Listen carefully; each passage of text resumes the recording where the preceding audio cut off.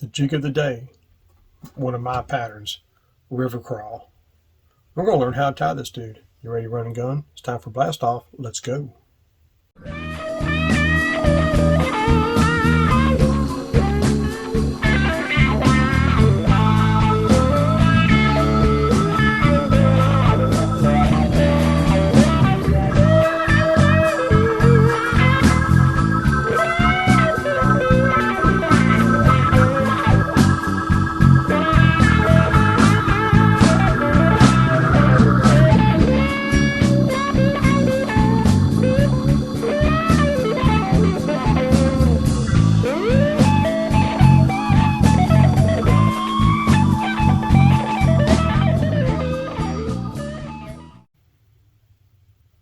Hey guys, Todd here with you. Welcome back to Bassin 101.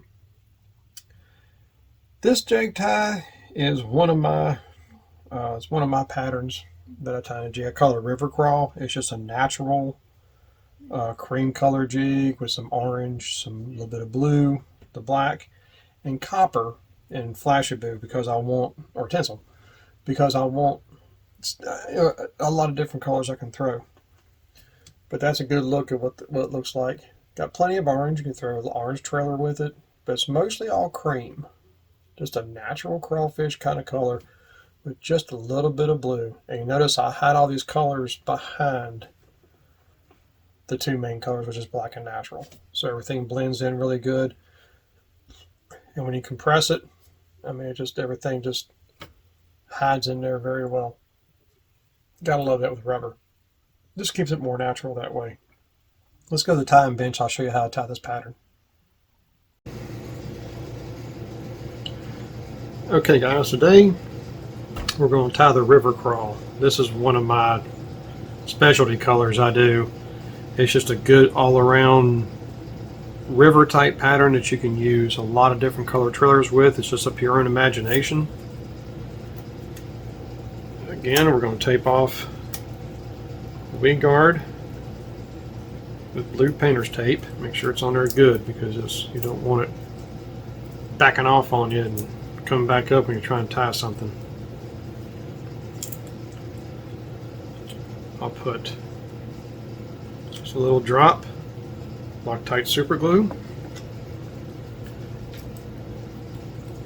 You can check all this stuff on the other videos I've done for these tying deals. 210 Danville's.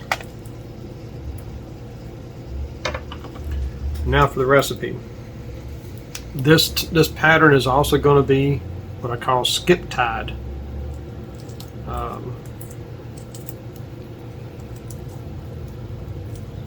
Need to make sure that dude don't come off. Looks like it's trying to be a little bit ornery. We can fix ornery. Okay, there we go.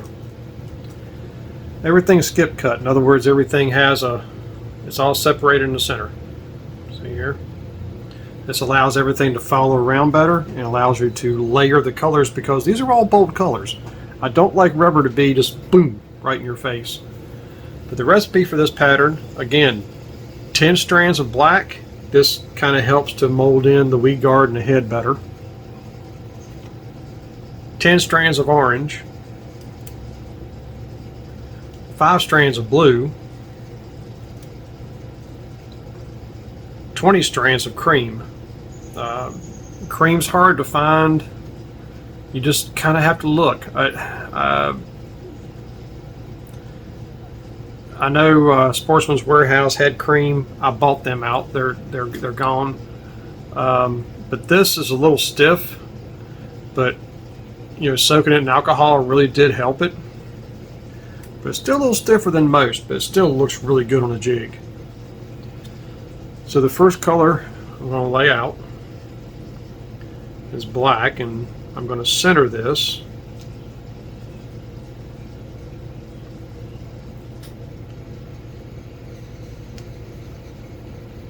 like that.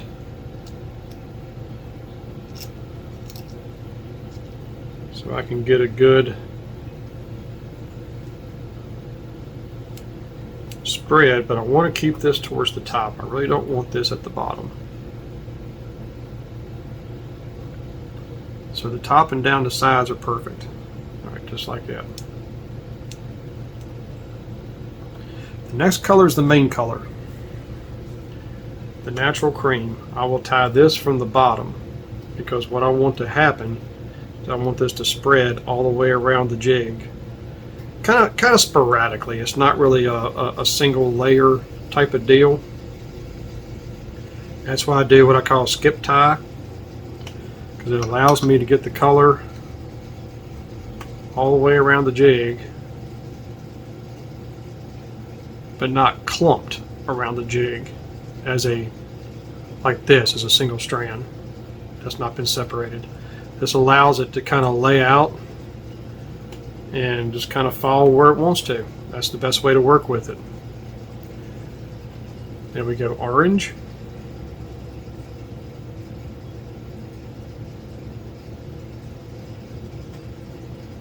And again, I like to kind of spread this around a little bit.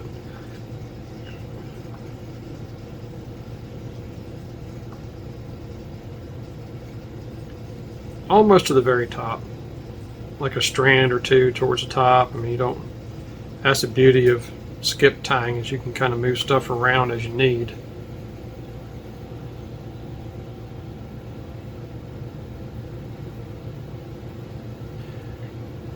Then we go to blue. Now the blue is also, it's not going to be strictly on the bottom. It's going to be kind of moved around a little bit.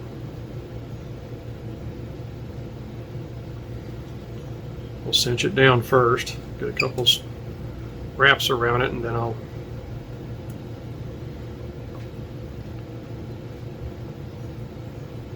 let me try it again here.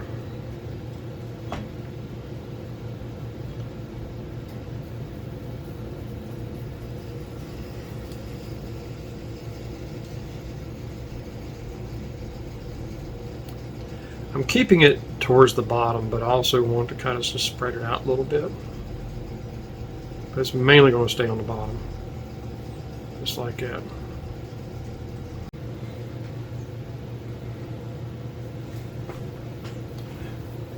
And in case I forgot to mention it, there's also 6 strands of copper tinsel.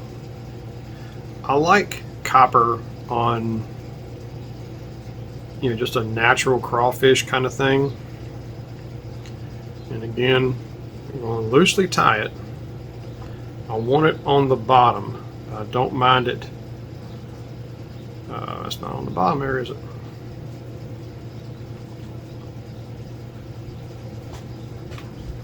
Lay it down again.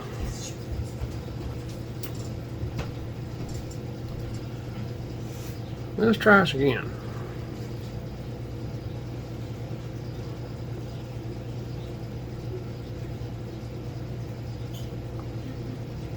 I'm going to kind of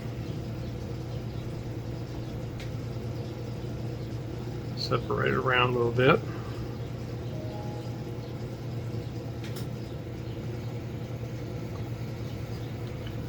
And like I did in the last video,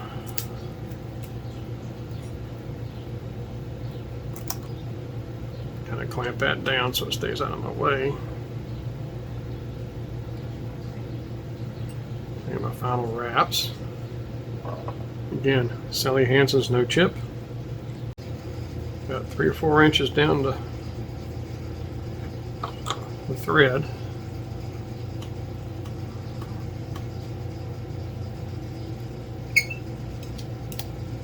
And this stuff seals great. Never had an issue with it.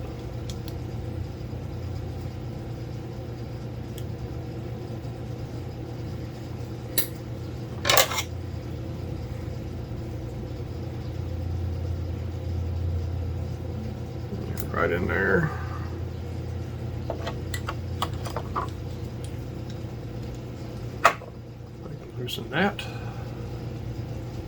Let's go ahead and cut the Flash-A-Boo loose. You can do it last, it doesn't matter. Now we've got all this going on.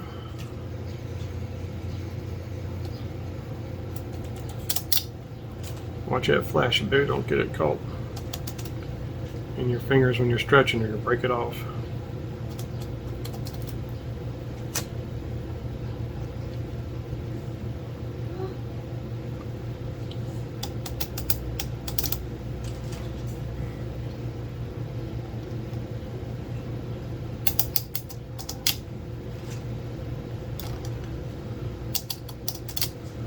So this cream is a little stiffer, but since I soaked it in alcohol, it's definitely softened it up. About 24, well, actually about 2 days. I soaked this cream for about 2 days, but it doesn't really matter. You did what you want with it.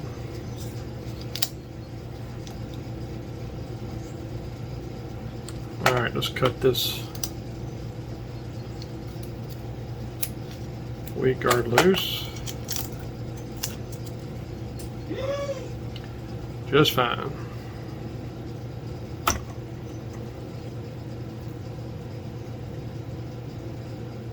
A little spring in that natural, but I'm okay with that. It's a hard color to find. I'll take it when I can get it. I'm gonna tell you what, it was really stiff when I first got it. Alright, there's your color mix.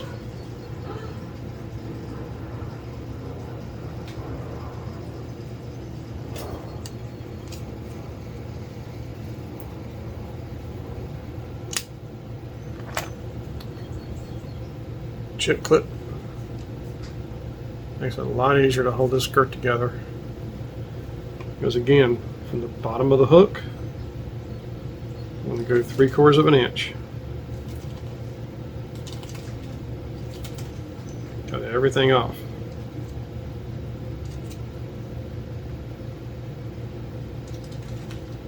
Then I'll 45 it from the center, flip it around,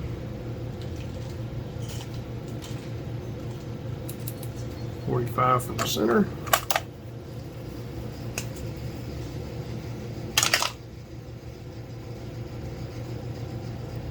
Wow, that looks great. There's your river crawl. So you got just enough black to kind of hide the weed guard and to blend in with that head. Everything else is a more natural color.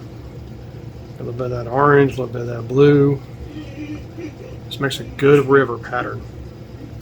So there you go, guys. River crawl. Well, guys, there you have it. I call it river crawl. Like I said, it's just one of my patterns. I got quite a few patterns that are my own patterns, and this is one of them. I thought I'd go ahead and show them to you. And it's just a jig that's very springy. I mean, everything just lays right out when it hits the bottom. 45 strands, so it's not real thick, and that 3/8 jig will just fall right with it in the water with very little resistance, because I'm using a smaller, strand kind of skirt. But it has the full look from the bottom, and you definitely tell the 45s on the sides. And I kind of like that as far as a general cut. You can also skip to cut it and cut it different lengths or whatever, and that's cool. But 45 it on the side and leaving the back the way, the top and the bottom the way it is, just gives you a little more room for modification if you wanted to, which I'll be honest with you, I don't do. Once I cut these jigs the way I want them, that's it. I don't change them on the water. I'll just change trailers just for the clear trailer if you want a smaller look, a more bolder color trailer if you want a bigger bulk. Still the same trailer. Regardless though, I love that color. That's definitely something I would throw, especially in the river. But even in reservoirs, if you've got a very sandy bottom with rock, and your crawfish are that kind of a natural type color, that could be a killer. So look at the crawfish you got in your area if you're able to. And some of these patterns might work for where you're at. So, give it a shot, see what happens. So that's all I got for today, fellas. So until next time, may the Father bless you and keep you in Yeshua's name. Until I tie another jig, fish on.